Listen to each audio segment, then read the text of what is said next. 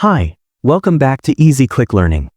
Ever tried using VLOOKUP in Excel, but got stuck because you didn't know the exact word to search? In this video, you'll learn how to use VLOOKUP with wildcards to find data with only part of the text. Stay with me, I'll show you how in seconds. Okay, let's jump right in. Here's my employee database. Column A, employee names. Column B, department. And column C, salary. Now, let's say I only remember part of a name, like typing Sarah instead of the full Sarah Lee. If I type Sarah in cell E2 and use a normal VLOOKUP formula, here's how it works step by step. Type equals VLOOKUP. Open parenthesis. Select E2, that's the value we want Excel to search for. Select the range A2 to C10. This is where Excel will look for the match.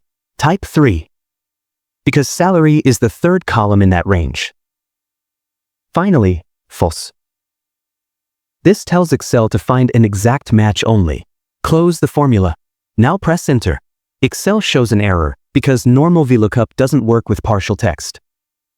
Let's see what happened if I type the full name Sarah Lee in E2. Excel instantly pulls up her salary.